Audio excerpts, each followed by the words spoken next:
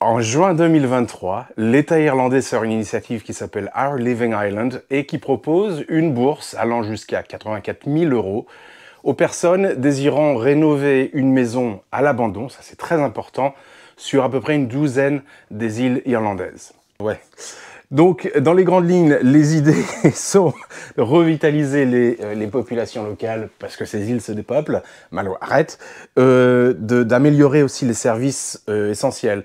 Donc tout ce qui est santé, tout ce qui est éducation, les services d'urgence aussi, de réponse d'urgence, comme les pompiers, comme les forces de l'ordre. Et d'autres points très vagues, très PowerPoint, très corporate, je traduis à peine, je paraphrase, donner les clés et les moyens aux populations locales de construire un avenir durable.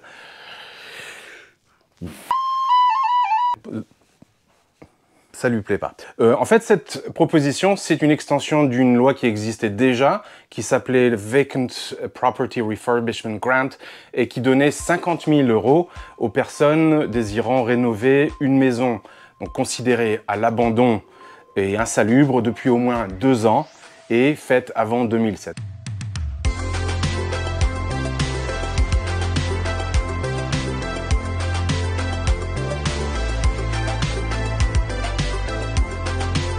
Donc toutes ces conditions-là s'appliquent à la nouvelle proposition Our Living Island. Je vous mettrai aussi le lien de cette loi dans la description pour que vous puissiez vous y référer. Alors l'offre est généreuse et intéressante parce que déjà, bon, ça se passe dans ce cas-là sur des îles, comme les îles Aran, où a été tourné récemment, je crois que c'était l'année dernière, Banshees of Inisherin.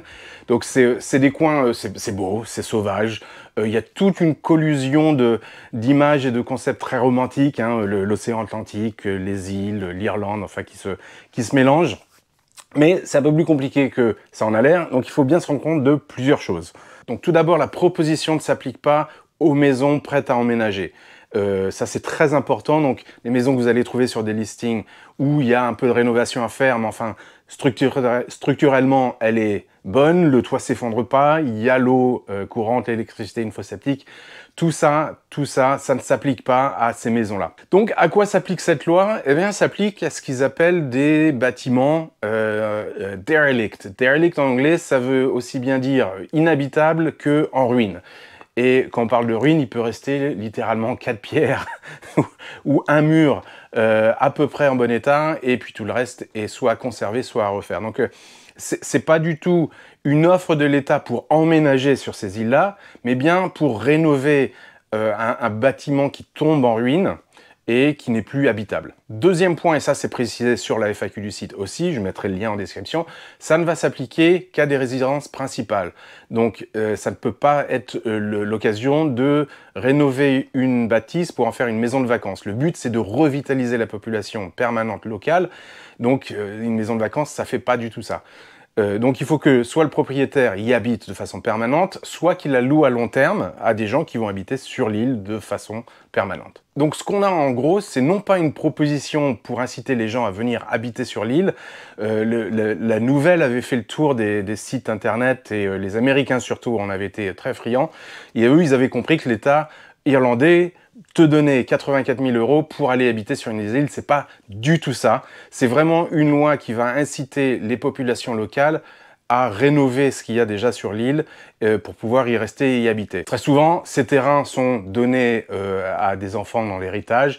Ils reçoivent ça en gros gratuitement, donc ils n'ont pas à acheter la propriété, ils ont juste à la rénover. C'est un peu ça l'idée. Alors ça ne veut pas dire qu'on ne peut pas acheter si on n'est pas originaire de l'île. C'est tout à fait possible en théorie, mais il faut un peu comprendre aussi la loi irlandaise et la société irlandaise. Déjà, comme j'ai dit, ces propriétés-là sont très rarement à vendre. C'est souvent des trucs qui sont hérités d'enfant en enfant. Enfin. Et ensuite, il y a très souvent des litiges de possession, d'héritage sur ces bâtisses-là. Il y en a 2 en face de chez moi, et c'est exactement ce cas-là. C'est des maisons à l'abandon dans lesquelles on peut pas vraiment habiter, qui nécessitent pas mal de rénovation à faire. Certains des membres de la famille aimeraient la mettre en vente.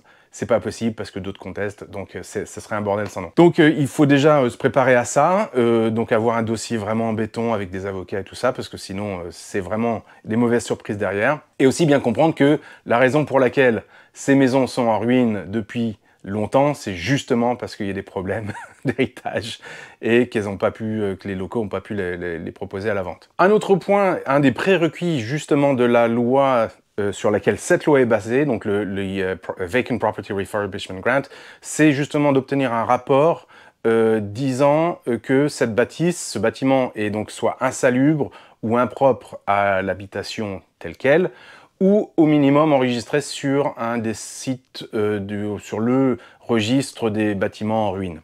Donc ça c'est très important et c'est obligatoire pour bénéficier de cette bourse-là. Donc là on commence à se rendre compte que cette loi ne s'applique pas aux maisons prêtes à emménager, comme celle-ci l'était. C'était un vieux cottage où il y a eu énormément de rénovations à faire, il n'y avait pas d'isolation, il manquait plein de choses, mais en tout cas, la structure était stable et viable, et j'ai pas eu de gros travaux, ou pas du tout de travaux structurels à faire quand j'ai emménagé. Donc, ça ne s'applique qu'à des bâtiments en ruine ou quasiment en ruine, ce qui veut dire qu'il faudra un permis de construire pour rénover tout ça, et là, on se heurte à un gros problème de la loi irlandaise, le Local Needs Housing.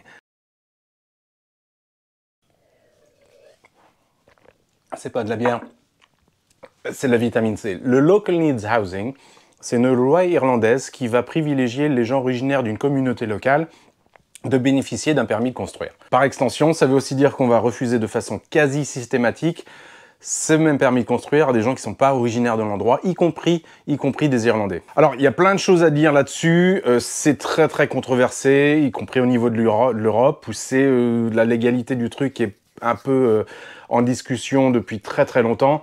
C'est pas le but de cette vidéo-là.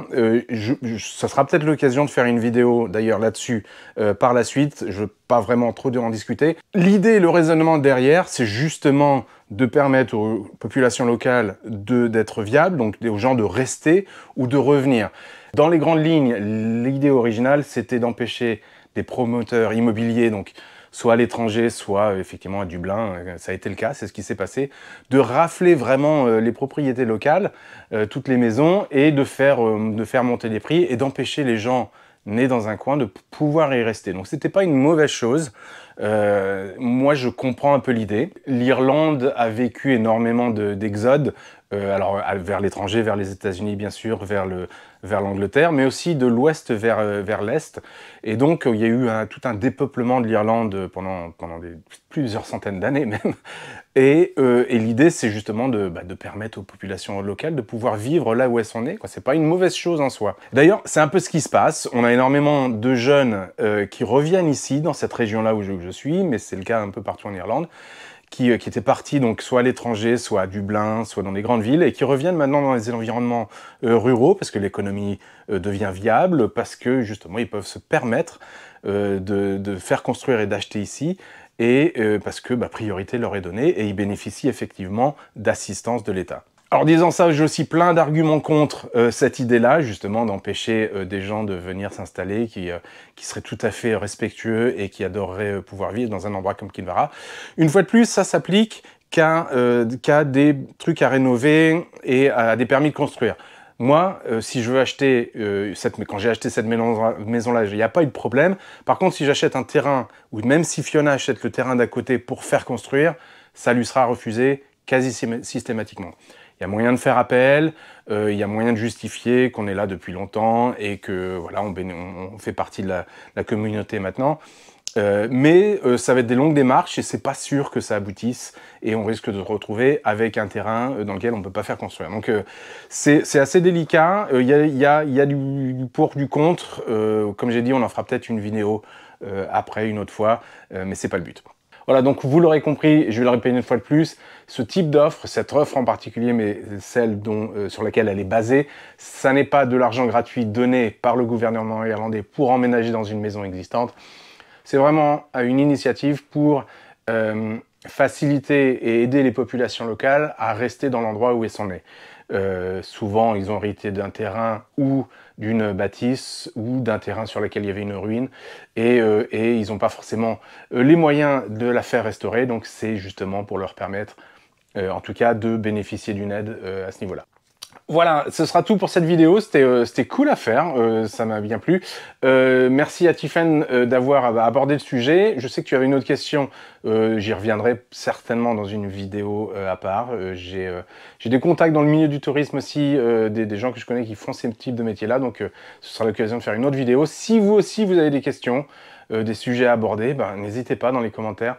À me poser des questions ou à mentionner ces points-là, et ce sera peut-être l'occasion de faire une vidéo. Ça me plaît bien ce format, on va essayer de continuer. En tout cas, merci à tous, prochain vlog quand il sort.